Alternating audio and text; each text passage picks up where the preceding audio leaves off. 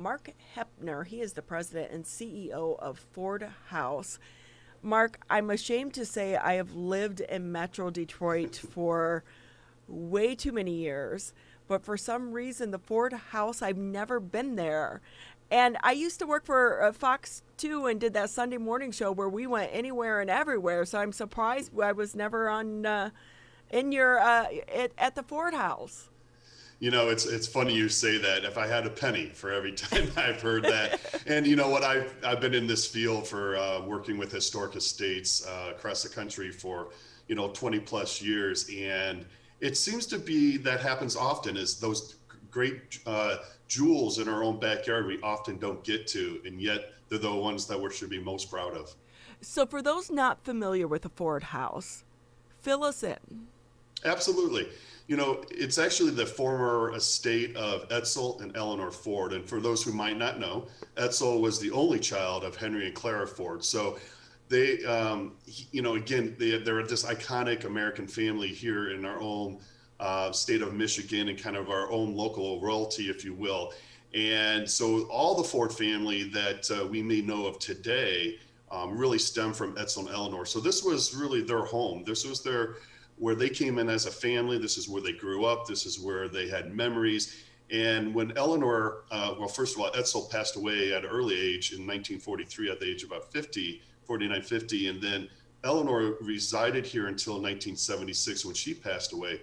But she had the foresight, and I'll be honest with you, I've always been admired by her story because she saw what was going around in, across America, but also here in Michigan with these wonderful architectural wonders that were built, these homes that were being razed and torn down in the 70s in particular.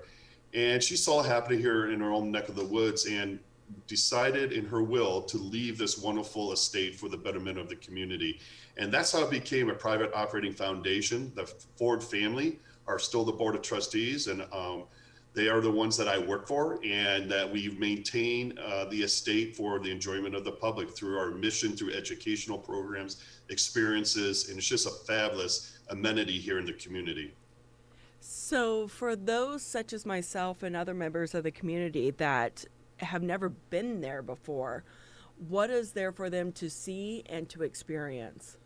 Well, if you had asked me this just about a year ago, might tell you a slightly different story. We've always been open for folks to come out to tour the estate, both indoor and outdoor. It's a wonderful setting in a sanctuary for natural beauty with the gardens and grounds, and the landscape was designed by a renowned landscape architect by the name of Jens Jensen. And then the main house itself and all the support buildings were designed by Albert Kahn, which I'm sure you've heard of. And so architecturally, it's just inspiring. The grounds and the real estate are amazing. And then in the house, the collections that the family owned and collected, artwork, etc.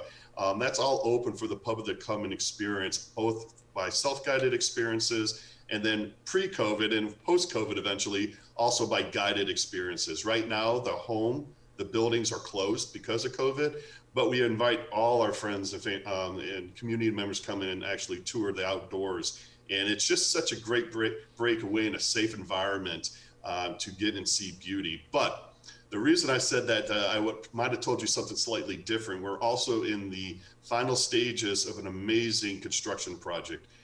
We will be finishing up early spring next year and introducing to our community a wonderful 40,000 square foot visitor center, as well as a new administration building, 17,000 foot administration building. And the reasons for those is that we will be moving all our staff out of the historic buildings into this new building, the administration building, so we can begin to restore even more of the house in the buildings for the public's enjoyment. And with this visitor center, we're going to be offering our community something that just does not exist. And it's going to be state-of-the-art exhibitions to tell the story of Edsel Eleanor, the Ford family, and the estate, which will be wonderful. Traveling exhibitions. We have a first exhibit telling the story of Edsel Ford and who he was and his impact in the design world and the automotive world, which is just a great story in itself. We certainly don't have time to tell that whole story today. But also it will be a first-class destination restaurant that we're going to be having opening up in the spring of next year. Retail, meeting space, rental space, corporate space to have meetings, And it's just all these amenities that we're giving to the community and we're so excited about. And that's coming next year. Mark Heppner with us, the president and CEO of the Ford House, with us today on the Eau Claire County MegaCast. Mark, you mentioned that the house is not currently open for tours. You can tour the outside. Many historical sites and museums throughout the local area have been providing virtual experiences over the course of the pandemic. Are there any of those in place with the Ford House as of now, or any plans for those potentially in the near or distant future? Fantastic question. And there's a lot of museums, especially children museums, that were really queued up quite well to do virtual programming because they've been doing it. Places like us, however, kind of were behind the 8 ball, and this is something that has forced us to pivot very quickly. And I got to say, I've been extremely amazed and proud of our team here and our education staff, how they've been able to take a lot of our programming and actually add a lot of programming to a virtual platform. And so anybody goes to fordhouse.org, you'll see just this plethora of programming that has scheduled out for the rest of the year. The other thing that we had to pivot on is that we also, throughout the calendar year, have some very, very large events. We have a great partnership with the DSO, which we bring in over 2 nights, each night around 3,000 to 4,000 people. That obviously we could not do. We have a wonderful program with Eyes and Design, which is a car show, which is an amazing event, which brings in thousands of people. We could not do that on Father's Day. But we pivoted with those partnerships, and we've had smaller, more manageable outdoor programming to fulfill those needs of those partnerships, which we've gotten great response because people feel safe. They're still getting that interest and getting that fulfillment and inspiration from these experiences. But yeah, they're a lot smaller, but people, again, they just feel comfortable. So, Mark, I have to ask you, are you at the Ford House now, or are you at home? I am today. Actually, I am today. I'm in my office. I was going to say, if you're at home and you have like 20 little bottles of hand sanitizer behind you, I'd be like, oh, okay. Well, it's funny you say that. I will say one thing about Ford House. When this all came evident with COVID-19, one of the things we said, and it's interesting because I remember even talking to my wife, there's a lot of things in my life that I can't control. My family, a lot of things. But one thing I said I can control is here at Ford House. And we were, from day one, very serious about COVID and the safety of not only our staff, but also any visitors and in the general public. So we set up very quickly our protocols or procedures, and we've adhered to that throughout this. And so, in the beginning, there's a lot of people that, well, I don't understand why you're doing this, and this is extremist. But the feedback from our members and our visitors is overwhelming, how they really appreciate how we've taken this very serious. So yeah, you will find, it's interesting. We try to take also advantage of certain things, not in a bad way too, but even our mask, we have our nice little branded face masks, but even our hand sanitizers that we did right away for people. And we want to make sure, again, though, if you come to visit us, that you know that you're very safe and you're thought of and being taken care of.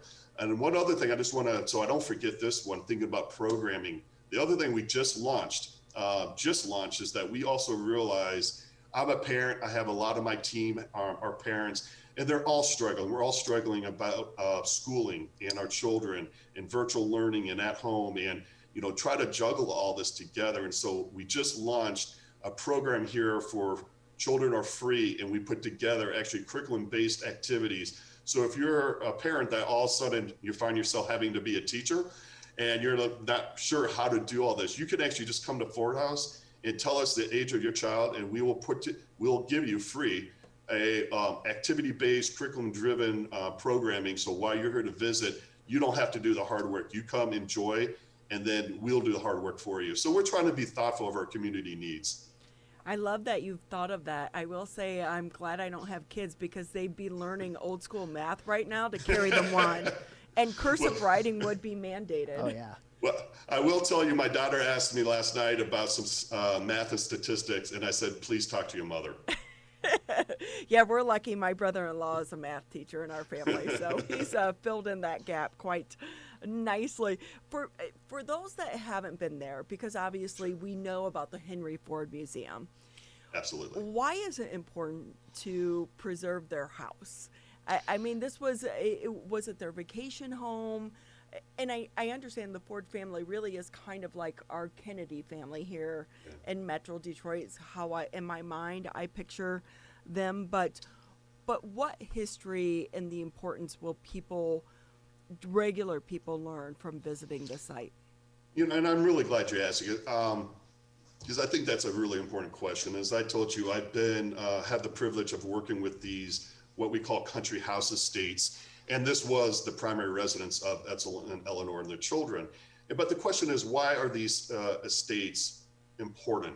Number one, Ford House is actually designated as a National Historic Landmark by the federal government. And that's a small group of historic properties across America that get slated by the federal government. And this specifically was slated because of this creative collaboration of artistic design, from the landscape, from the building and architecture to interior design. So it's all about design and the importance of that in everyday life, but also what that means as an American in our design focus. But even more so, the question, it's a legitimate question, is like, why do we care about these large homes of the wealthy, and what does that have to share with us moving forward? And we've been talking, we just actually finished up a strategic planning process, and we started to talk about how these sites like Ford House have a more important responsibility moving forward, that they really are kind of a testament, a monument, if you will, to kind of white privilege, but but taking that into a step further is that what the Fords did here, Etzel and Eleanor, is that how they used their privilege that they had to support the community. They were very philanthropic in their giving, in their support of local artists, of artwork, of education, and a lot of local communities and nonprofits. So we're taking that legacy that they left us, but taking it for a 21st century relevancy. And I think that's always the challenge. So we're really excited about this new Ford House. And it's not just a stoic historic property behind walls that really has no relevancy. We're looking about how we are going to be a heartbeat of the community and represent the community and make sure that everybody who comes here can see themselves at Ford House and have a connection that is meaningful. So I believe you all have gardens, beautiful gardens as well. And Absolutely. I know that we just had Cranbrook on last week talking about their gardens. A lot of people right now need to get out and explore and experience nature, and we're having such a beautiful fall right now. If people want to come, can they come and just walk the gardens, or do they have to buy a ticket as well? So great, again, another great question. You got a lot of good questions today. I like that. That's because I plan on coming, so I'm really asking the questions I want to know. Well, I really, truly, and sincerely hope you do come, and let me know if you do, because if folks come, all they have to do is go online. We are asking people to reserve spots. And it's I forget what the cost is, and I should have known this right now, but it's very nominal to get access to the landscape. But we're controlling how many people come per hour. And so all you got to do is reserve your time. It's completely contactless, so you get a ticket. You can even have it on your phone or print it out. We'll scan it at the gate as you come through. You don't have to get out of the car. And then you have, all the acres in totality, or 87 acres of the estate, but with formal gardens, open gardens. We actually have a place called Bird Island because we're actually on the migratory bird flight. And so we always in the spring and the fall have a plethora of variety of birds, and we do bird walks and bird talks. And so it's amazing the amount of beauty. And if nothing else, you just come and walk and take in the peacefulness of it, because again, we're guaranteeing that there's not large crowds. So it's always an intimate experience. That's great to know. Quickly, can you bring your pets, like if you have a dog? I only laugh because I actually live out in the country in a hobby. And so when you said pets, we actually have rescue horses and goats and dogs and cats. And I'm like, those aren't the I pets won't we're bring my gonna goat allow. or my Dogs. chicken. Dogs. So we right now, it's one of the things that one of the daughters, the daughter of Etzel and Eleanor, Josephine, she was an avid dog lover and always had dogs. So a member benefit that we offer, if you're a member of Ford House, is that you could come and walk your dogs. And I believe Don't quote me on this, but it'll be on the website. We may have opened that up to even the general public just during this time of COVID. But we look at it as a benefit as a member, if you're here, that you can actually come and walk your dog, which is something I know no historic property that I know has allowed that. So it's kind of fun. It is so fun. Again, for those that may be like myself, just learning about the Ford House, again, I mean, Henry Ford Museum, I think we are all very familiar with that. So I'm so happy that we've had you on the show today to talk about this and enlightened some of our viewers and listeners to let them know that this gem does exist in our own backyard. Again, what is your website for people to get information? And I would imagine that's probably the best way for them to sign up for a time as well. It is definitely through our website, which is www.fordhouse.org. And also we have a very active Facebook page with all updates of programming and activities too, and great photographs of a lot of things that are going on around at the estate. And as I just said, we are so blessed here in Michigan, Southeast Michigan, with such a host of wonderful cultural and art organizations, and we're thrilled to be part of that. And my goal is to really raise the profile of this organization moving forward. And we have such an opportunity with these new buildings, but also just because we're changing who we are. And that's exciting to me. Thank you so much for being with us this morning. We so appreciate it, and best of luck with the renovations and surviving COVID as well. And when I come, I want one of your fancy dancy hand sanitizers. Absolutely, I can guarantee you that. And I just want to thank you both for having me on. I really enjoyed it, and anytime and anything we can do, I'm more than happy to do so.